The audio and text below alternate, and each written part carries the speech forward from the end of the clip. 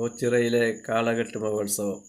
കരുനാഗപ്പള്ളി, കാർത്തികപ്പള്ളി തുടങ്ങി 52 കരകളിലെ കാർഷിക സമൃദ്ധിയുടെയും കാർഷിക വിളകളുടെയും നാളുകളെ ഓർമ്മിപ്പിക്കുന്ന ഓച്ചിറ കാളകെട്ട് മഹോത്സവം.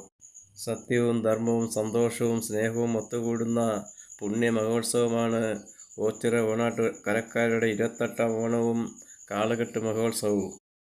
ആചാര അനുഷ്ഠാനങ്ങളോടുകൂടി നന്ദികേശ സംഗമം, ഭക്തിസാന്ദ്രമായ നന്ദികേശന്മാരെ കെട്ടിയൊരുക്കുന്ന അല്ലെങ്കിൽ കാളകെട്ടുമൂട്ടിൽ കഞ്ഞിസദ്യ, സമൂഹസദ്യ, ഭാഗവത പാരായണം, കലാരൂപങ്ങൾ, സോപാന സംഗീതം, നാടൻപാട്ട്, തിരുവാതിരക്കളി തുടങ്ങിയവയോടുകൂടിയുള്ള ആഘോഷങ്ങളുമായാണ് നന്ദികേശന്മാരെ അണിയിച്ചൊരുക്കി വിവിധതരം വാദ്യങ്ങളുടെ താളമേളങ്ങളുടെ അകമ്പടിയോടെ ഓച്ചിറ പടനിലത്തേക്ക് ആനയിക്കുന്ന വർണ്ണവിസ്മയ കാഴ്ച ഏവരെയും കൗതുകമുണർത്തുന്നത് തന്നെയാണ്.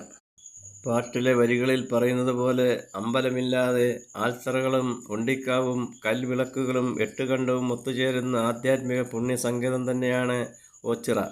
ഓച്ചിറ അപ്പൂപ്പൻ്റെ ഖ്യാതി വിളിച്ചോതി ചെറുതും വലുതുമായ നൂറുകണക്കിന് നന്ദികേശന്മാരും ഏഷ്യയിലെ തന്നെ ഏറ്റവും വലിയ കാളകളും വെള്ളിക്കാളകളും ഗിന്നസ് ബുക്കിൽ എഴുതി ചേർത്തിട്ടുള്ള ചെറിയ കാളകൾ, മറ്റു കലാരൂപങ്ങളും മറ്റ് അണിനിരക്കുന്നത് കാണാൻ പല ദേശത്തു നിന്നും നൂറുകണക്കിന് ഭക്തരാണ് എത്തിക്കൊണ്ടിരിക്കുന്നത്. ഓണാട്ടുകരയിൽ തുടക്കമിട്ട് ചുമപ്പും വെള്ളയും ചേല ചുറ്റി ശിവപാർവതി സങ്കല്പത്തിൽ ഉടുത്തൊരുങ്ങി ഓച്ചിറ പടനിലത്തിൻ്റെ മണ്ണിലേക്ക് നന്ദികേശന്മാർ രാവിലെ മുതൽ വന്നു തുടങ്ങിയിരുന്നു. കന്നിമാസത്തിലെ തിരുവോണ നാളിലാണ് ഓച്ചിറയിലെ 28ാം ഓണ കെട്ടുത്സവം നടക്കുന്നത്.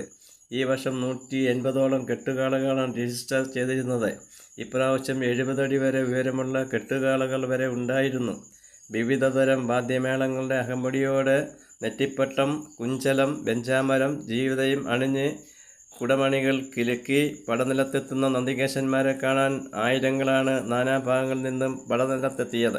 ക്ഷേത്രമൈതാനം അക്ഷരാർത്ഥത്തിൽ ജനസാഗരമായി മാറി. രാത്രിയോടെ ജനറേറ്റർ സംവിധാന ദീപാലങ്കാരത്തോടെ വരിവരിയായി നിൽക്കുന്ന നന്ദികേശന്മാരെ ദർശിക്കാൻ അഭൂതപൂർവമായ തിരക്കാണ് അനുഭവപ്പെട്ടത്. ക്ഷേത്ര ഭരണസമിതി നൽകുന്ന നമ്പർ ക്രമത്തിലാണ് നന്ദികേശന്മാരെ പടനിലത്ത് അണിനിരത്തുന്നത്. നീണ്ട 2 ആഴ്ച ഭക്തിയോടും വ്രതശുദ്ധിയോടും നടത്തിവന്ന കാളകെട്ടുത്സവത്തിന് ഇന്നലെയോടെ അവസാനം കുറിച്ചു. തിരക്ക് മൂലം കെട്ടുത്സവത്തിന് എത്തിച്ചേരാൻ കഴിയാത്തവരുടെ സൗകര്യാർത്ഥം 6-ാം തീയതി വരെ നന്ദികേശന്മാരെ ദർശിക്കാനുള്ള സൗകര്യം ഭരണസമിതി ഒരുക്കിയിട്ടുണ്ട്.